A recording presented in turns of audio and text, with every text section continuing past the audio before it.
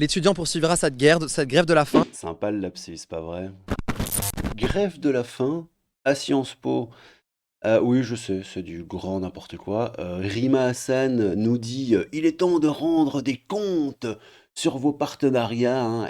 Elle parle directement à Sciences Po avec les universités israéliennes, hein. Le boycott total et sans concession d'Israël doit se poursuivre partout et par tous les moyens. Grève de la faim pour la Palestine, avec une main qui serre une fourchette, hein, peut-être la fourchette d'Adama Traoré, hein, l'histoire ne le dit pas. Moi non plus, je ne sais pas. Des étudiants ont commencé une grève de la faim. Alors c'est pas des étudiants, c'est un étudiant, un seul, qui va probablement à lui tout seul faire chuter le cours du soja, les actions de soja en chute libre. Ça va être très très grave, les amis. Donc des étudiants, c'est déjà faux, c'est un étudiant. On commence... Un étudiant, mec.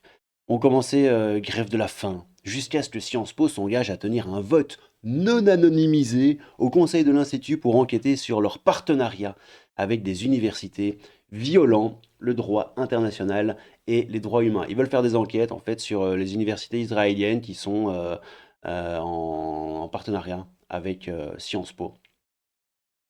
Ça n'a aucun sens, ça n'a aucun intérêt. C'est aussi mettre tous les intellectuels israéliens, toutes les universités israéliennes dans le même panier. Genre, ce sont toutes des sionistes pro-Netanyahou et anti-Gaza. Ça n'a absolument mais aucun putain de sens. Bref. Et donc Rima Hassan, évidemment, voilà, plonge là-dessus, hein. Et c'est rigolo, vous allez voir, parce qu'en vrai, on va voir un peu ce qui s'est passé. Et ça a fait pchit, oui, ça a fait pchit, ça a fait prout, ça s'est dégazifié, hein, pour pas faire de mauvais jeu de mots, hein, désolé, en moins de temps qu'il n'en fallait pour le dire. Et si vous voulez, on va regarder encore ce que j'ai mis là en petite capsule d'intro, avec ce magnifique petit lapsus. Écoutez-moi ça. Depuis 14 heures, du coup depuis 14 minutes, une première étudiante. Ça fait 14 minutes. Ils ont déjà tous les micros de tout le monde et tout. Ah, c'est pas un étudiant, c'est une étudiante. Pardon. Donc depuis 14 minutes, hein. Allez, allez, vas-y, raconte. Allez, allez, lâche ta sauce. Depuis 14 heures, du coup depuis 14 minutes, une première étudiante a entamé une grève de la faim en solidarité. Elle a entamé. Elle a entamé. Une première étudiante a entamé une grève de la faim en solidarité avec les victimes palestiniennes, mais surtout pour s'opposer à la façon dont Sciences Po a sans cesse réprimé les étudiants désirant apporter leur soutien à la Palestine. L'étudiant poursuivra cette grève de la faim jusqu'à... Ah, sympa le petit lapsus. Oui, cette guerre de la faim. L'étudiant poursuivra cette grève de la faim jusqu'à ce que Sciences Po accepte la demande suivante, l'inscription à l'ordre du jour et la tenue d'un vote officiel non anonyme au Conseil de l'Institut pour l'investigation des partenariats avec les universités israéliennes contribuant au génocide. T'as surtout pas envie d'aller au cours, chouchou, hein, arrête de mentir. La blague, Sciences Po n'a justement pas du tout réprimé les étudiants, empêchant ceux qui veulent bosser de le faire. Le lapsus révélateur, ouais, l'étudiante poursuivra cette guerre. J'ai trois questions. La France est-elle en guerre contre la Palestine? C'est une bonne question. Sinon, ses intérêts et ses frontières sont-elles impactés? Ses intérêts et ses frontières sont-ils impactés? Pardon. Quelle est notre puissance pour imposer la paix au Hamas et à Israël? Oui, mais en plus des putains d'étudiants de Sciences Po, allez bosser les gars, sans déconner. Retournez dans votre école et allez travailler, parce que là, ça ressemble plus à rien. En effet, et enfin, pardon, 14 minutes de grève de la faim, je trouve que c'est héroïque. Je suis sûr que tous les soldats du monde entier ont fait une minute de silence. Oui, très probablement. Bon, Sciences Po, de l'espoir à la grève de la faim, ce town hall qui a fait pchit. Vous allez voir, c'est assez rigolo. On va lire l'article, vous allez voir, c'est amusant. Il y a deux, trois petits commentaires rigolos. Puis voilà, comme ça vous avez un peu, vous savez un peu ce qui se passe, hein. La famosa grève de la faim. On va très probablement regarder les commentaires ici en dessous du tweet de Rima Hassan, qui se fait systématiquement déglinguer la tronche, en tout cas sur Twitter. Allez, regardons ça. Reportage, hein, donc ce jeudi, rue Saint-Guillaume, un débat dur a eu lieu entre la direction et plusieurs associations étudiantes. Mais il n'a satisfait personne, il ne satisfasse personnes. L'échange promettait un semblant de débat. Il laissait entrevoir peut-être un accord entre les étudiants pro-palestiniens de Sciences Po et leur direction, quoi. Les étudiants pro-palestiniens, quoi. Bref. Je vous rappelle que les gars ont quand même voté pour le Hamas. Mais de toute façon, enfin, Dites-moi ce que vous en pensez, hein, mais ça nous regarde pas, putain. À tout le moins, un dirait c'est ça, un truc qui date d'il y a plus de 75 ans, 80 ans, et on est là. Le Yémen, ils s'en foutent, les Ouïghours, ils s'en foutent. Les musulmans qui se tapent l'un sur l'autre, ils s'en foutent. Les milliers de morts, ils s'en foutent. Mais là, c'est Gaza, ça joue avec Israël, donc attention à la laï, c'est très grave. Enfin bref. Pendant 2h30 ce jeudi 2 mai au matin, plusieurs associations étudiantes ont ainsi échangé à huis clos avec la direction et des professeurs. Ça a dû être un bordel, les amis. Selon plusieurs participants, cette discussion s'est révélée plutôt apaisée, bien que certaines prises de parole laissent transparaître une vive émotion. Pourtant, à la sortie de l'école vers midi, les mines sont défaites et les visages crispés. Finalement, chacun est resté sur ses positions, résume un étudiant. De l'autre côté de l'école, face aux caméras, Jean Basser, l'administrateur provisoire de Sciences Po, a parlé d'un débat dur, tu m'étonnes. Des positions qui n'ont pas bougé, hein, évidemment. Je vous lis pas bêtement l'article, hein, je vous le lis parce que je l'ai lu avant et il était intéressant. Et j'ai souligné deux, trois petits trucs rigolos. Donc, à 14h, un Hichem, attention, l'un des meneurs du comité Sciences Po pro-Palestine. Putain, gars. Mashallah de l'islam, hein. Annonce qu'un étudiant a entamé une grève de la faim pour faire valoir leurs revendications. Voilà, grève de la faim. Un étudiant, grève de la faim, c'est très grave. Ils vont tous se mettre en grève de la faim, ça va être tellement drôle, putain. Une méthode aperçue outre-Atlantique, ouais, parce qu'ils copient toutes les méthodes des facs américaines. C'est des golems. Ce sont des golems. Et si vous n'avez pas la ref, un golem, c'est un espèce de monstre mythologique d'argile. euh, dont un sorcier, si tu veux, insuffle une conscience. C'est un espèce de machin qui n'a aucune conscience propre, qui est manipulé par les autres, si on peut dire ça comme ça. Cette annonce a laissé incrédules d'autres participations du Town Hall. Ils ont attendu de finir leur pause déjeuner pour démarrer la grève de la faim, ironise un participant. Ah. Dans l'assemblée du Town Hall, on retrouve les organisations classées à gauche, voire extrême gauche, solidaire et sud, en lien avec le comité Palestine. D'autres syndicats plus modérés, ah ouais, plus modérés vraiment, Nova, premier syndicat d'étudiants, et l'UNEF, la gauche, modérée. Alors l'UNEF, c'est quand même eux qui faisaient des réunions en non-mixité raciale. Donc l'UNEF, pas modéré, j'ai envie de dire mon luxe sur la commode, hein. D'ailleurs, t'as Bibiut là qui nous dit UNEF, la gauche modérée, c'est une blague. Et les polémiques récurrentes avec sa secrétaire générale, ouais, c'est, je sais plus comment elle s'appelle. Elle s'appelait Mélanie Luce. Oui, et là, c'était sur Europe 1 il y a 3 ans. Elle s'était fait éclater la tronche par Sonia Mabrouk. C'était absolument divin, hein, sur ces histoires de réunions en non-mixité. La meuf, elle te dit, ouais, je suis la première personne non racisée à diriger l'UNEF et tout. Enfin bref, elle se fait mais défoncer par Sonia Mabrouk. Alors, ça date d'il y a 3 ans, mais je vais en faire une vidéo. Je crois que je vais faire ça encore. Je vais faire ça aujourd'hui. Je la sortirai demain ou après-demain, j'en sais rien parce que c'est vraiment extrêmement rigolo. Alors ça collera pas avec l'actualité du moment, tout ça, mais c'est drôle. Les commentaires sont à mourir de rire. Il n'y a pas de race, je suis une personne racisée. Enfin oui, c'est ça. Là, c'est du grand n'importe quoi. Bref, c'était Mélanie Luce avec ses lunettes sales. Voilà, comme ça vous avez le nom de la gourgandine. Et ses liens avec les Black Blocs, etc., qui est au cœur de l'islamo-gauchisme, modéré comme dans Al-Qaïda est plus modéré que l'État islamique. C'est du grand n'importe quoi. C'est vraiment du grand n'importe quoi. Et de droite, donc des syndicats aussi de droite, hein. Il y avait l'UNI qui était là aussi, ok. L'Union des étudiants juifs de France, l'UEJF, s'est également exprimée dans le calme. Une centaine d'étudiants ont assisté à la réunion depuis une salle attenante en vidéo Zoom. Il y a un noyau dur de 10-15% de militants pro-palestiniens actifs, soutenus par un cercle plus large, estiment plusieurs étudiants. Nous ne sommes pas une minorité, mais une majorité, clame de son côté Hichem, du comité Palestine, quoi, qui déplore une conférence décevante, sans surprise, devant une myriade de caméras, quoi. Devant la grille de Sciences Po, hein, Eden Martinez, 19 ans, retourne au cours, frérot, sans déconner, quoi. Ressort très mitigé. On avait beaucoup d'espérance. Finalement, on est déçu, souffle le représentant du syndicat Nova. Syndicat Nova, les gars. Alors, le syndicat Nova, j'avais été rechercher ça tout à l'heure. Nova, la seule organisation 100% Sciences Po. Alors, je sais pas l'acronyme de quoi c'est.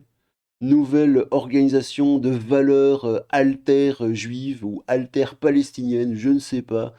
Mais en tout cas, voilà, ils sont censés s'occuper de 100% des étudiants.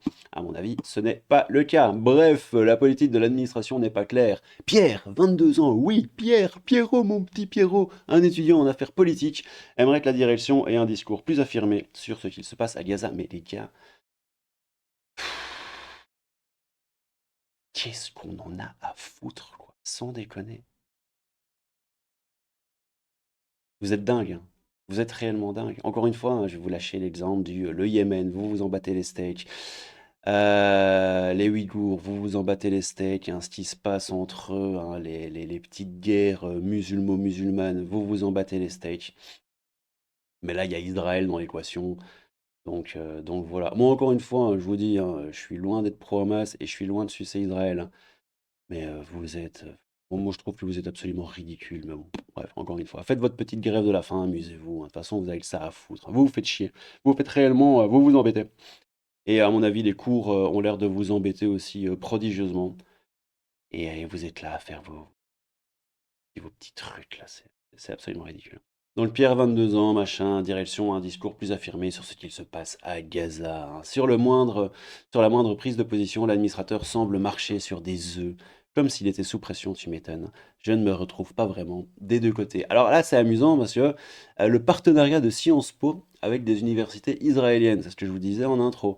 Au cœur des négociations, la remise en cause des partenariats de Sciences Po Paris avec les universités israéliennes, soit une poignée d'établissements, c'est 2 ou 3 sur plusieurs centaines. Ok. Les étudiants du comité Palestine reprochent à ces universités de soutenir le gouvernement. À chaque fois, je lis le mot Palestine, je fais. Reproche à Palestine reproche à ces universités de soutenir le gouvernement de Netanyahou, Benjamin, et de contribuer à la fabrication d'armes qui serviront ultérieurement à l'armée israélienne. Ok, j'ai pas compris ce délire, mais ouais, les universités. Attends. Palestine reproche à ses universités de soutenir le gouvernement de Netanyahou et de contribuer à la fabrication d'armes qui serviront ultérieurement. C'est quoi? Ils soutiennent Netanyahou qui, lui, fabrique des armes ou c'est les universités qui fabriquent des armes? On comprend rien à ce que vous dites, mais bon, ça. Aucune remise en cause de ces partenariats n'est prévue à balayer ce jeudi l'administrateur de Sciences Po, Jean Basser. J'ai notamment refusé très clairement la création d'un groupe de travail proposé par certains étudiants pour réinvestiguer nos relations avec les universités israéliennes et même des entreprises qui sont des partenaires financiers, a-t-il précisé. Nous avons eu droit à un bafouillement de l'administration, rien de satisfaisant, s'agace. Jacques, oui, Jaco, il a fripouille, les amis, il est là, étudiant en première année de master. L'administration veut du temps pour réfléchir sur les partenariats, mais l'oppression du peuple palestinien dure depuis 75 ans. Oui, au cours du Town Hall, la professeure et chercheurice même dirais-je, en sciences politiques, Nona Mayer, a réalisé une intervention très remarquée. Elle a notamment rappelé les liens qu'elle a tissés avec plusieurs universitaires israéliens qui ne sont pas tous pro-Netanyahou, pardon. Bah oui, oui, ils sont pas tous pro-Netanyahou, ils sont pas tous super ultra sionistes anti-Gaza. Vous êtes complètement ravagés, quoi. Le pas d'amalgame, pas d'amalgame, c'est bien pour certains, mais quand il faut en faire, vous plongez dedans comme des petits filous, c'est assez rigolo. Donc ils sont pas tous pro-Netanyahou, hein, mais cette tentative d'apporter de la nuance au débat n'a pas convaincu les plus radicaux. Je pense que c'est le mot de la vidéo, ça, radicaux. Ils ont avancé de son côté le cas de la professeure Nadera Chaloubouboup Baboup Kervokian, exclue, puis réintégrée. Donc voilà, tu pleures parce qu'une meuf s'est fait exclure d'une université pour des positions pro-palestiniennes, enfin un peu critique en tout cas envers Israël, mais elle a été réintégrée. Donc arrête de pleurer, mec, sans déconner, quoi. Donc Kervokian exclu avant d'être réintégré de l'université de Jérusalem pour des prises de position controversées sur le conflit. Donc t'es là, ah oui, d'ailleurs, attends, parce que sans déconner, distance, Paris, Jérusalem. Voilà, alors, Paris, Jérusalem, distance, 4550 km. qu'est-ce que tu viens nous casser les noisettes avec Nadera Chaloup Kervokian, exclu de l'université de Jérusalem, quoi. Putain, le monde. Les militants pro-palestiniens s'interrogent en outre sur la rapidité avec laquelle Sciences Po a coupé les partenariats avec la Russie lors du déclenchement de la guerre en Ukraine. C'est vrai, cela n'a rien à voir, hein. La Russie est un régime autoritaire et Israël une démocratie. Ah, on pourrait en débattre, hein, effectivement. Soupire un étudiant de l'école de journalisme de Sciences Po, où le débat fait également rage.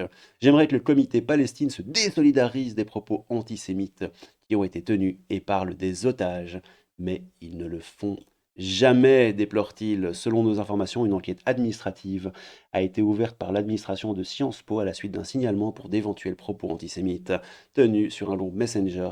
Bah oui, mais évidemment. Les mecs, ils sont en guerre. Hein, ils vont pas faire bonjour cordialement, des bisous. Bah non, évidemment, ils lâchent les termes. C'est du grand n'importe quoi, mais c'est comme ça. Les captures d'écran des messages sont en cours de transmission, oui, et seront évaluées par la cellule d'enquête interne de Sciences Po. Prout. Un autre moment du Town Hall a fait tiquer l'Assemblée. Le 24 avril, des policiers sont venus évacuer le campus de Sciences Po après un blocus, de quoi provoquer l'inquiétude de l'ensemble des étudiants qui ont enjoint ce jeudi à la direction de préserver toute manifestation pacifique de l'intervention des CRS dans l'enceinte de l'école. Et il a dit quoi, l'administrateur de Sciences Po? Il a fait prout, prout, prout, les petits amis, si c'était à refaire, je le referais. Il a dit quoi? Ben voilà, c'est ça. Si c'était à refaire, je le referai, a répondu l'administrateur de Sciences Po, jetant un froid dans l'assemblée. Tu m'étonnes. Non, non, non, les lolos, si vous faites trop les Gazaouis, CRS dans vos mouilles. Dernière revendication des étudiants pro-Gaza, la condamnation par Sciences Po du risque de génocide et l'annulation pure et simple des sanctions attribuées aux fauteurs de troubles du blocus du 24 avril, pardon. Donc ouais, allez-y les gars. Oui, on aimerait bien que toute sanction soit abandonnée parce que c'est pas très gentil. Bah non en fait. Non, voilà. Non. Oui, peut-être. Oui, peut-être. Non, bah non. Pour l'instant, elles ont été suspendues sans qu'aucune suite ait été donnée. Donc ils ont quand même été suspendus. En attendant, le climat est redevenu irrespirable dans l'école. Mais ils ont juste pas envie d'aller bosser, hein. Arrêtez. Comme en mars, il est impossible d'étudier sereinement, ça bouge tous les jours, regrette un étudiant hanté par les cris des militants jusque dans les bibliothèques. Il n'exclut pas ces prochains jours de ne pas revenir en cours. Bah oui. Town Hall, si vous écriviez simplement cette réunion, c'est français, c'est simple et tout le monde comprend. C'est pas faux. Les étudiants pro-Hamas ne font pas tous une grève de la faim de solidarité. Manque de volonté, probablement, car il est plus facile de protester depuis son confort bourgeois parisien. Probablement. Et oui, les petits poteaux, effectivement, c'est probablement le cas. Bon alors, Rima Hassan, que moi j'appelle Rima Hamas pour la petite blague, hein. Il est temps de rendre des comptes, hein, etc., etc. Grève de la faim pour la Palestine, enfin, bref. Puis t'en as un qui dit quoi? Je voulais boycotter les universités palestiniennes, mais je n'en ai pas trouvé. Même chose pour les produits et inventions palestiniennes. Ouais. Rima Hamas, il est temps de rendre des comptes sur vos partenariats éventuels avec la Syrie, l'Iran, le Hamas, le Qatar, oulalala, ou encore la réalité de vos diplômes. Aïe, aïe, aïe. Le boycott total et sans concession de LFI doit se poursuivre partout et partout les moyens. Une petite grève de la faim ne te ferait pas de mal, tu commences à accumuler. Ouh là là, ça c'est de la grossophobie, c'est pas bien du tout. Libérer les otages, c'est la... Torres, la fourchette d'Adama Traoré, etc., etc. Les grosses aux cheveux bleus vont enfin perdre du poids, c'est pas gentil, c'est pas bien de dire ça, c'est très très mal. Bon alors, voilà, les petits amis, c'était la nouvelle du jour, hein, grève de la faim à Sciences Po. C'est du grand n'importe quoi. N'hésitez pas à me dire ce que vous en pensez en commentaire. Allez-y mollo, histoire que la chaîne saute pas trop vite. Et en attendant, je vous fais des petits bisous. C'était le crabe fantôme, un peu de crabe, beaucoup de fantômes. Viva Palestine, viva Israël, viva tout le monde, les bisounours, tout ça, la paix, l'amour sur vos petites fesses. À bientôt les amis, crabe fantôme, un peu de crabe, beaucoup de fantômes. Depuis 14 minutes, Une première étudiante a entamé une grève de la faim